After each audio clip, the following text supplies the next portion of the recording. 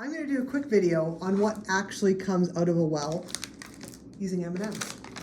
So when you drill a well into a gas reservoir, what's in there we call natural gas, but it's actually a mixture of gases, and that mixture of gases includes things like methane, propane, ethane, butane, condensate, and can have some other contaminants like H2S and nitrogen.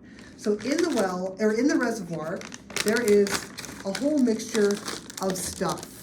And that stuff kind of looks like a bunch of M&Ms, or at least the molecules do in my example. These M&Ms are all mixed in, and you really can't control what comes out of your well beyond the fact that you will produce a mixture of stuff. So coming up the well bore and into your gathering pipeline is this mixture of things. What a gas processing plant does is it separates out the different component parts. So maybe what you really want is your methane. So in your separation units, as the different pressures and temperatures are used on the gas, you're going to start to be able to get different things coming out of the different units. And so you can use this selection in order to high grade the products that you want, and basically make sure that there's no contamination in theirs either. So let's say your first product that you really want to get is methane. So that's our nice blue little bits over here. And we can put those to the side. Those are now going to go downstream, and they're going to be part of the turning on the gas in your stove at home. You can also use it for like industrial heat purposes or as a feedstock for other products. Then let's say your next most volatile product is your ethane.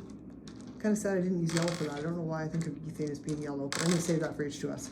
So here's my ethane, and ethane is actually a huge building block in the chemicals industry, often used for things like making plastic products, because it's part of polyethylene and those kinds of things. So there's our second product, which is ethane.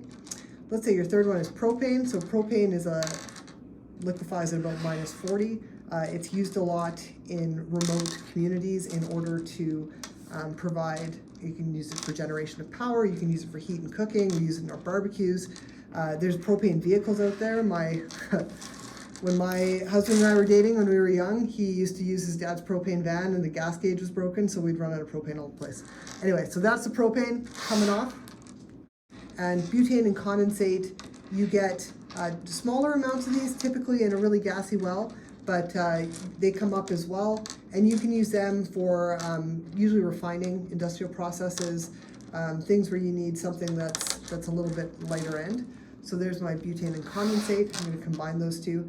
And then let's say you also get other stuff up your well. So in a lot of cases, you will produce water.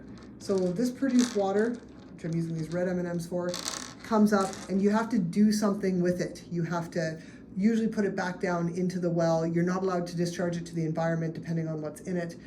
So produced water then gets put back into the well. And then finally you're left with, let's call it waste and contamination. So things like H2S, CO2, nitrogen. These products are either destroyed and handled in a waste processing manner, or put back down into the well if you can't get rid of them in a way that's effective and environmentally safe. Or in some cases, like with H2S, you can actually run it through another process to get the sulfur out, which is a valuable product in fertilizers and in other industries. So I hope that helps understand what comes out of a well and the different pieces and products that make up our value streams.